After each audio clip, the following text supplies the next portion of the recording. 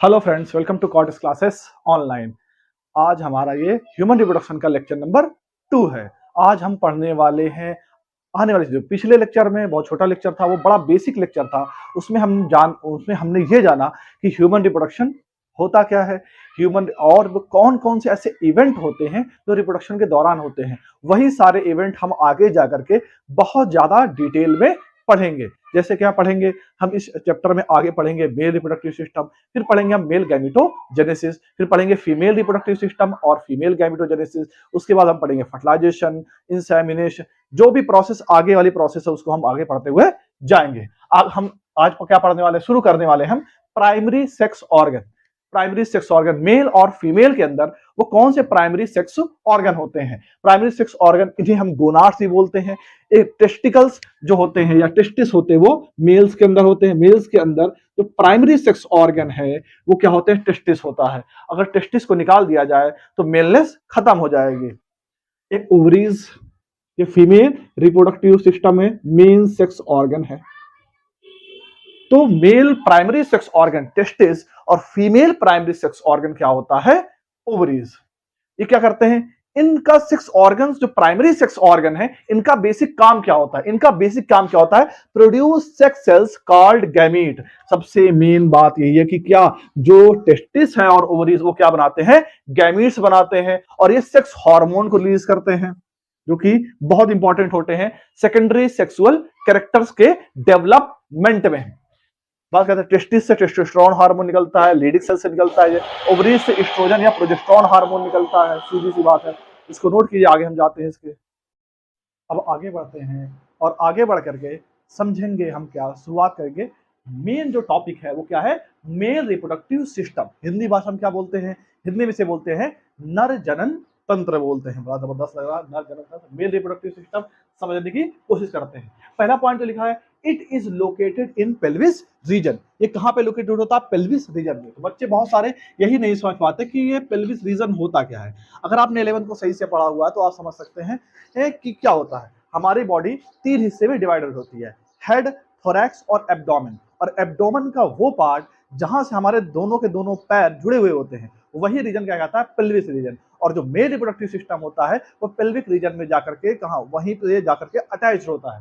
देखा, it is located in pelvis region. तो में रिप्रोडक्टिव सिस्टम कहां प्रेजेंट होता है, पेल्विस रीजन में प्रेजेंट होता है। इसमें क्या क्या प्रेजेंट होते हैं, तो सबसे मेन जो चीजें हैं, सबसे जरूरी क्या होता है, अगर हम आप सबको एक साथ गिनेंगे तो सबसे पहले क्या आएगा, प्राइमरी सेक्स ऑर्गन जिसका नाम है टेस्टिस, और उसके साथ कुछ एसोसिएटेड ग्लैंड्स हैं जो कि उसमें सारे के सारे मेल रिप्रोडक्टिव सिस्टम को बनाने में काम आती हैं। तो क्या क्या आता है, it include A pair of testis. क्या होता है, ए पेयर ऑफ टेस्टिस और कुछ एसेसरी ग्लैंड्स होती हैं और एक्सटर्नल जेनाइटेलिया। एक्सटर्नल जेनाइटेलिया क्या होता है, वो ऑर्गन जो सेक्सुअल रिप्रोडक्शन में या इंटरकोर्स के समय एक फीमेल रिप्रोडक्टिव ट्रैक के अंदर स्पर्म को इजैकुलेट करने का काम कौन करता है, एक्सटर्नल जेनाइटेलिया, जो कि इंटरकोर्स में बहुत ही ज्यादा इंपॉर्टेंट रोल अदा करता है, एक्सटर्नल जेनाइटेलिया। अब आगे बात करते हैं मेल रिप्रोडक्टिव सिस्टम को ओवरव्यू से देखने की कोशिश करते हैं। ये है आपका मेल रिप्रोडक्टिव सिस्टम। उसमें क्या होता है, आप सबसे पहले देख सकते हैं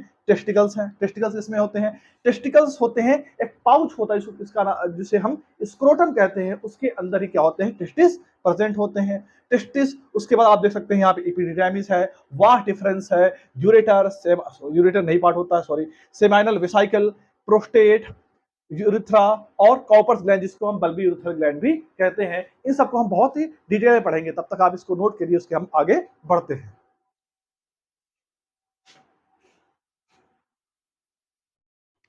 अब बात करते हैं प्राइमरी सेक्स ऑर्गन टेस्टिस की बात करते हैं। तो जो टेस्टिस कहाँ प्रेजेंट होते हैं, टेस्टिस प्रेजेंट होते हैं एब्डोमिनल कैविटी के बाहर एक पाउच होता है जिसको हम स्क्रोटम कहते हैं, उसके अंदर 1 पेयर ऑफ टेस्टिस प्रेजेंट होते हैं ह्यूमन मेल बॉडी के अंदर। ये बात होती है, क्या टेस्टिकल्स स्क्रोटम में ही बनते हैं, नहीं, टेस्टिकल स्क्रोटम में नहीं बनते हैं। जब एम्ब्रियोनिक कंडीशन में फीटस का फॉर्मेशन होता है तो बॉडी के अंदर ही बनता है टेस्टिकल, लेकिन उसके बाद जो टेस्टिस होता है 6ठे महीने और 7वें महीने में एक कैनाल के थ्रू, जिसे हम इंग्वाइनल कैनाल कहते हैं, उस कैनाल को टेस्टिस धीरे धीरे होता हुआ दोनों के दोनों टेस्टिकल कहाँ होते हैं कि धीरे धीरे स्क्रोटम में पहुंच जाते हैं। बात करते हैं जो टेस्टिकल्स हैं या टेस्टिस है, वो प्राइमरी सेक्स ऑर्गन है। उसके बारे में क्या लिखा हुआ है? यहाँ पे लिखा हुआ है testis primary sex organ, a pair of testis are located outside the abdominal cavity in a pouch called scrotum. ये समझ में आता है कि एब्डोमिनल कैविटी के बाहर एक पाउच है, उसमें टेस्टिस प्रेजेंट होते हैं। अब ये क्वेश्चन आता है कि ये पाउच में ही क्यों प्रेजेंट होते हैं? क्योंकि अगर टेस्टिस हमारे बॉडी के अंदर रहेगा, कि हम ये जानते हैं, आपने हो सकता है पढ़ा हो या फिर अभी जान रहे हैं, सीधी सी बात है कि स्पर्म बनने के लिए टेम्परेचर का, बॉडी टेम्परेचर जो कि 37 डिग्री सेल्सियस या 98 डिग्री फ़ारेनहाइट होता है, वो 37 डिग्री सेल्सियस पे स्पर्म का प्रॉपर फॉर्मेशन नहीं हो पाएगा। स्पर्म का फॉर्मेशन 2 से 2.5 डिग्री कम टेम्परेचर पे होता है, और वो 2 से 2.5 डिग्री टेम्परेचर जो कम टेम्परेचर चाहिए होता है, वो स्क्रोटम प्रोवाइड करता है। तो टेस्टिस स्क्रोटम में का टेम्परेचर 2 से 2.5 डिग्री कम होता है। इस पर स्पर्मेटोजेनेसिस या स्पर्म का फॉर्मेशन बहुत अच्छी तरीके से हो जाता है। The scrotum help in maintaining the low temperature of testis 2.225 degree Celsius lower than the internal body temperature necessary for spermatogenesis. इसके आगे हम बात करेंगे टेस्टिस के कौन कौन से पार्ट्स होते हैं, नोट कीजिए तब तक।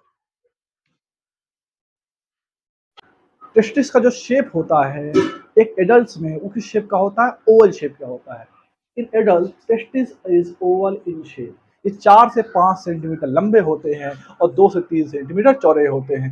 4 से 5 सेंटीमीटर इनकी ये लंबाई होती है और इनकी चौड़ाई 2 से 3 सेंटीमीटर होती है। डायरेक्ट एनसीईआरटी का ही डेटा है, अलग अलग किताबों में अलग अलग डेटा दिया होता है, पर एग्जाम्स में वही डेटा मान्य होता है एनटीए के द्वारा, जो किसका दिया होता है? एनसीईआरटी का दिया होता है। Each testis has about 200 compartments called testicular lobules। हाँ, अगर ये पिक्चर में आप देखें तो आप देख रहे हैं कि ये टेस्टिस का एक सेक्शन कटा हुआ है, सीधी सी बात है। इसको हिंदी में क्या बोलते हैं? खड़ी काट या वर्टिकल सेक्शन, क्रॉस सेक्शन है। इसके अंदर आप देख रहे हैं कि टेस्टिस के अंदर बहुत सारे ऐसे खाने, कमरे कमरे ऐसे आपको रेड कलर के बहुत सारे आपको स्ट्रक्चर दिख रहे हैं, सीधी सी बात है। कंपार्टमेंट दिख रहे हैं। ये सभी के सभी जो कंपार्टमेंट है, इन कंपार्टमेंट्स को हम क्या बोलते हैं? Testicular lobule. तो टेस्टिस के अंदर 200 से 250 कंपार्टमेंट होते हैं, जिन्हें हम क्या बोलते हैं? टेस्टिकुलर लोब्यूल्स बोलते हैं। और उन टेस्टिकुलर लोब्यूल्स के अंदर 2 से 3 हाईली क्वाइल्ड, हाईली क्वाइल्ड का मतलब होता है ऐठी, सीधी सी बात, हाईली क्वाइल्ड एक स्ट्रक्चर पाया जाता है जिसे हम क्या बोलते हैं? Seminiferous tubule. जो आपको ये टेस्टिकल स्ट्रक्चर दिख रहा है, इसके अंदर कई सारे रेड कलर के आपको कंपार्टमेंट दिख रहे हैं, ये टेस्टिकुलर लोब्यूल्स है। इसके अंदर जो ट्यूब लाइक स्ट्रक्चर है, क्वाइल्ड ट्यूब लाइक स्ट्रक्चर दिख रहा है, इसे हम क्या बोलते हैं? Seminiferous tubule. और सेमनीफेरस ट्यूब्यूल वो स्ट्रक्चर होता है जिसमें एक्चुअल में स्पर्म का फॉर्मेशन होता है। तो लिखा हुआ है ईच लोब्यूल कंटेन्स 1 और 3 highly coiled seminiferous tubule in which sperms are produced.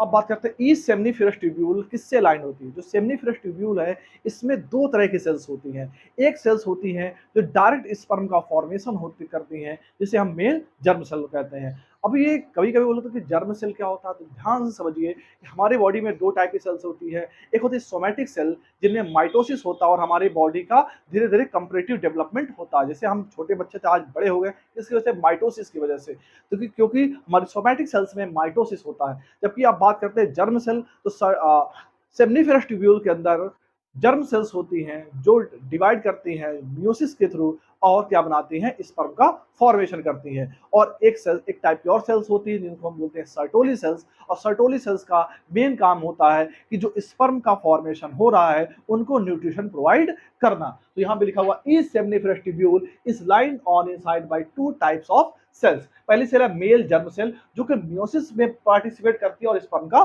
Formation करती है। और सर्टोली सेल्स हैं जो न्यूट्रिशन प्रोवाइड करते हैं इनको, जर्म सेल्स को, जिससे वो स्पर्म के फॉर्मेशन से अच्छी तरह से ये बन सके। इनका स्पेशल काम क्या होता है, इससे जब स्पर्मेटोजेनेसिस पढ़ेंगे, स्पर्म का फॉर्मेशन, तब इसको हम डिटेल में समझेंगे। और फिर यहाँ ध्यान समझने वाली बात है कि हमने पढ़ा है कि ये टेस्टिकल का स्ट्रक्चर है, इसमें कुछ कंपार्टमेंट है जिसको टेस्टिकुलर लोब्यूल्स बोलते हैं। इनमें कुछ highly coiled 2-3 highly coiled structure present होते हैं जिन्हें हम सेमनीफेरस ट्यूब्यूल्स बोलते हैं। और इन ट्यूब्यूल्स के अंदर स्पर्म का फॉर्मेशन होता है। और इन ट्यूब के अंदर आप देख सकते हैं टेस्टिकुलर लोब्यूल और सेमनीफेरस ट्यूब्यूल के बीच में कुछ स्पेस प्रेजेंट है। इसी स्पेस को इंटरस्टिशियल स्पेस बोलते हैं। और ये इंटरस्टिशियल स्पेस में कुछ इंटरस्टिशियल सेल्स होते हैं, जिसे इंटरस्टिशियल सेल के साथ साथ हम लीडिंग सेल्स भी बोलते हैं। और ये एक मेल सेक्स हार्मोन एंड्रोजन का एक प्रकार से कह सकते हैं कि सिक्रेशन करते हैं। इंटरस्टिशियल स्पेस, वो स्पेस जो सेमिनिफर ट्यूब्यूल और टेस्टिकुलर लोब्यूल के बीच में होता है, और इसे इंटरस्टिशियल स्पेस में कुछ सेल्स होती है, इसे हम लीडिंग सेल्स बोलते हैं। और इस लीडिंग सेल्स से क्या निकलता है, ए मेल सेक्स हार्मोन, जिसको हम एंड्रोजन बोलते हैं, कुछ स्पेशल टाइप के सेल्स, ताकि कोई इन्फेक्शन ना हो पाए। तो इम्यूनो कॉम्पिटेंट सेल्स भी स्टेराइल एनवायरनमेंट को बनाए रहती है, जिससे कोई समस्या नहीं होती, सारा का प्रोसेस सही तरह से होता रहता है। नोट डाउन इसको। अब हम बात करने वाले हैं the male sex accessory duct. वो कौन, जैसे कहने का मतलब ये है कि आपने देखा होगा कहीं कहीं काम करने वाले बॉस होते हैं, उनका क्या असिस्टेंट होता है।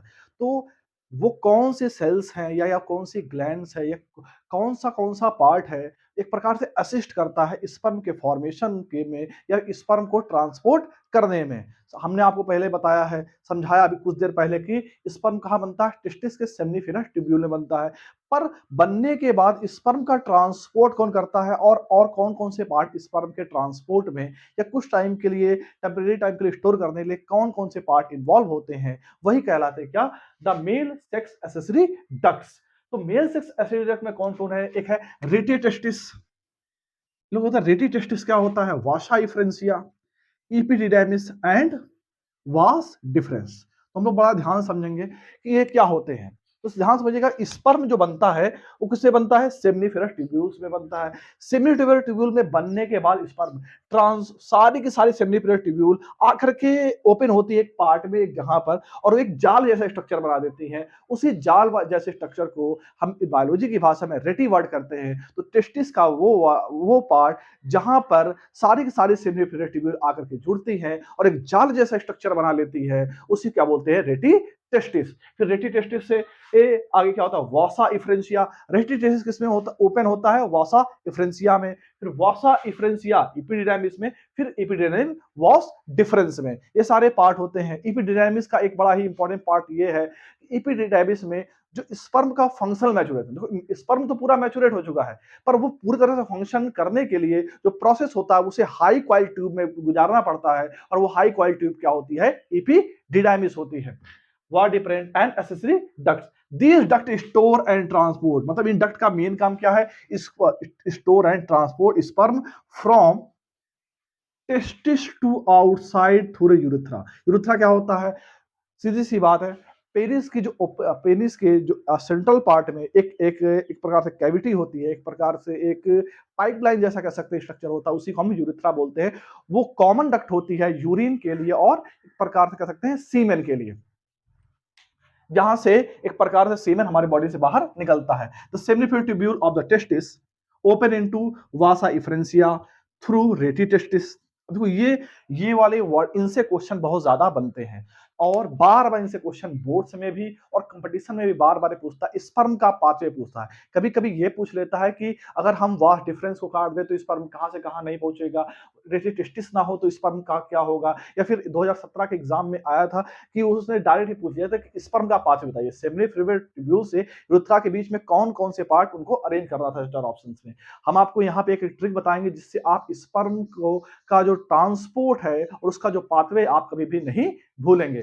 अभी आपको कुछ टाइम में बताते हैं वो ट्रिक। रेटी टेस्टिस लिखा हुआ है, इस seminiferous tubule open of testis open into Vasa differentia. अभी पढ़ देते हैं वासा डिफरेंशिया। मतलब इसका मतलब ये है कि जो सेमिनिफेरस ट्यूब्यूल होती है वो वासा डिफरेंशिया से खुलती है थ्रू रेटी टेस्टिस, मतलब रेटी टेस्टिस से होते हुए जो सेमिनिफेरस ट्यूब्यूल है वो वासा डिफरेंशिया में ओपन होती है। फिर रेटी टेस्टिस कहां होता है, the Vasa differentia leave the testis open into epididymis present at the posterior of side of the testis. तो टेस्टिस का जो पोस्टीरियर साइड होता है, पीछे वाला पार्ट होता है, वहां पर जो वासा डिफरेंशिया वो एपिडिडाइमिस में ओपन होता है। फिर एपिडिडाइमिस वाला पार्ट जाकर के ओपन होता है किसमें, वास डिफरेंस में, और वास डिफरेंस फिर आगे जाकर ओपन हो जाती है इजैकुलेटरी डक्ट। इजैकुलेटरी डक्ट क्या होती है आगे हम बात करेंगे। इजैकुलेटरी किससे बनती है, उसमें सेमाइनल वेसिकल होते हैं, सीधी सी बात है। उसके साथ एक प्रकार से कह सकते हैं कि प्रोस्टेट ग्लैंड्स होती हैं। इनके संयोजन से, एक पर इनके मिलने से क्या होती है, इजैकुलेटरी डक्ट बनती है। क्योंकि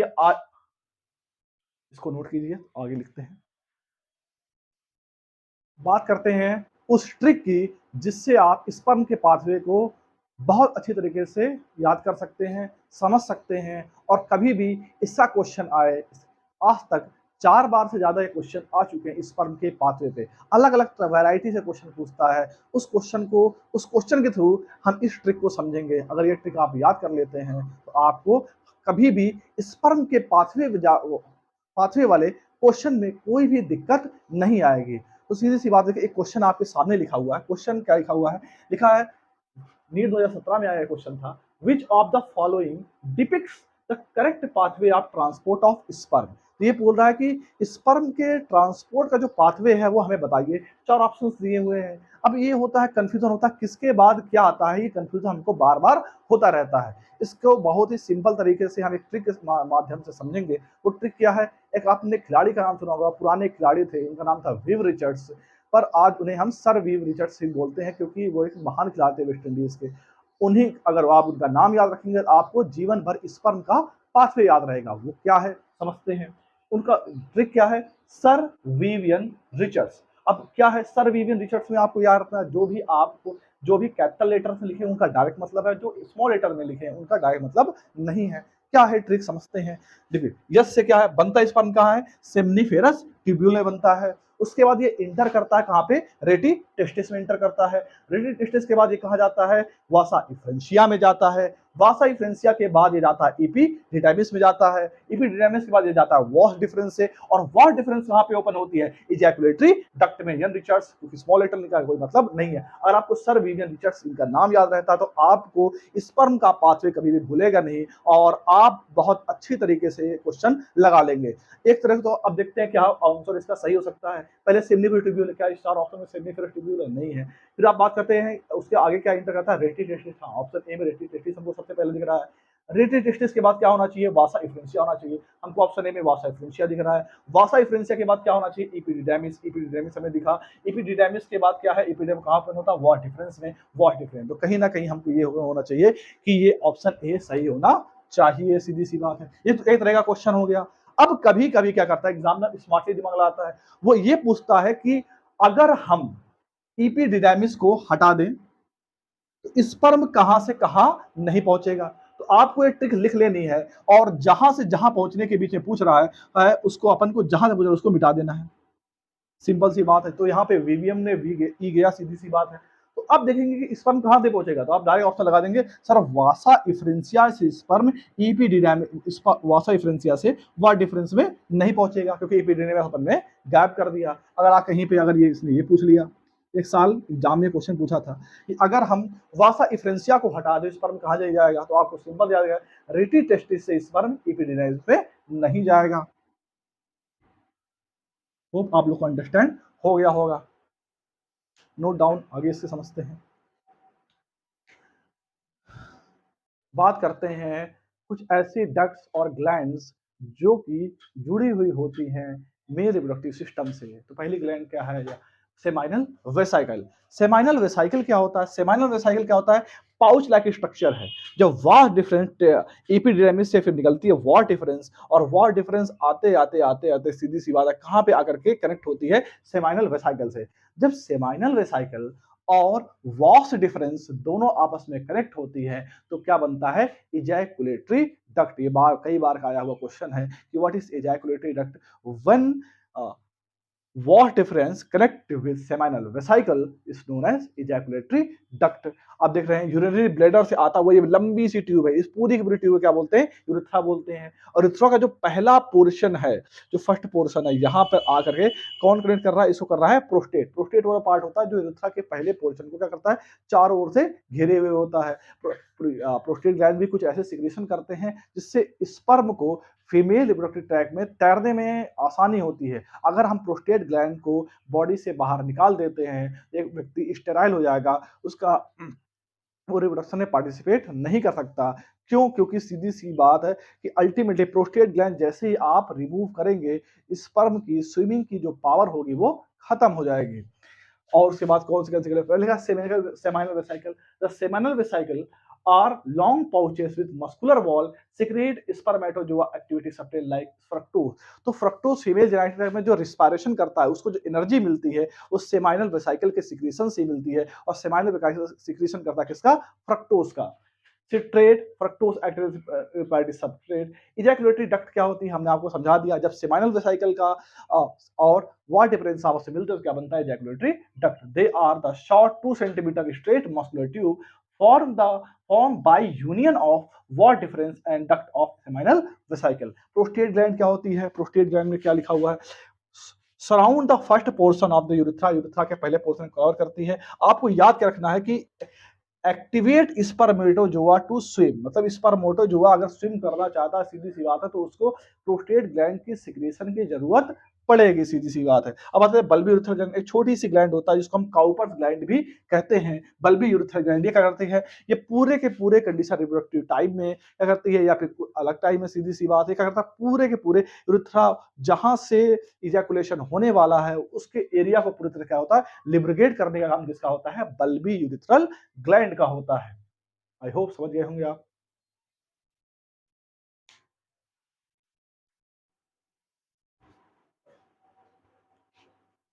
मेल एक्सटर्नल जेनिटलिया जिसको हम बोलते हैं पेनिस, उसकी बात करते हैं।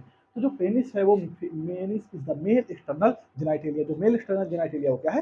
पेनिस है। एक्सटर्नल जेनिटलिया क्या होता है? वो ऐसा ऑर्गन जो सेक्सुअल एक्टिविटी में सबसे ज्यादा इन्वॉल्व होता है या फिर जो मेन इन्वॉल्व, जैसे मेल से अगर आप बात करें मेल रिप्रोडक्टिव सिस्टम में जो मेल एक्सटर्नल जेनिटलिया है वो इंसेमिनेशन, स्पर्म को फीमेल जेनिटल ट्रैक्ट में छोड़ने में बहुत ज्यादा काम आता है, सीधी सी बात है। The penis is the male external genitalia made up of special tissue, मतलब इसमें कुछ स्पेशल टिश्यू बने होते हैं और उन स्पेशल टिश्यूज का नाम है कार्परा कैवर्नोसा और कार्परा स्पोंजियम। जब सेक्सुअल अर्ज होती है तो वही कार्परा कैवर्नोसा और कार्परा स्पोंजियम में ब्लड फ्लो बढ़ जाता है, इससे से पेनिस इरेक्ट हो जाता है। Spongiosum that help in erection of penis during insemination. Sperm को फीमेल जेनिटल ट्रैक्ट में छोड़ना इंसेमिनेशन कराता है और इसको इरेक्ट करने के लिए कुछ स्पेशल टिश्यूज होते हैं पेनिस के अंदर, इसका नाम है कार्परा कैवर्नोसा और कार्परा स्पोंजियम। अब बात करते हैं पेनिस का जो आगे वाला पार्ट है, इसे हम क्या बोलते हैं? Glans penis. पेनिस का आप फिगर में देखते हैं, पेनिस का इंटीरियर पार्ट जो है उसको क्या बोल रहे हैं हम? जो सोलेन पार्ट है उसको क्या बोल रहे हैं हम? Glans penis. और ये ग्लांस पेनिस जो होता है आगे से एक कवरिंग के थ्रू एक कवर्ड होता है और इस कवरिंग को हम फोर स्किन या प्रीप्यूस बोलते हैं और इसमें कुछ ऐसी ग्लैंड्स होती हैं जो एक प्रकार का ऑयल या फिर कह सकते हैं सीबम रिलीज करती हैं और ये कभी कभी अगर प्रॉपर क्लीनिंग ना हो तो ये कभी कभी जमा हो जाता है, इससे इन्फेक्शन बढ़ जाता है। तो ये रहा मेल रिप्रोडक्टिव सिस्टम कंप्लीट। इसके आगे हम समझेंगे स्पर्मेटोजेनेसिस जो लेक्चर नंबर 3 में आएगा।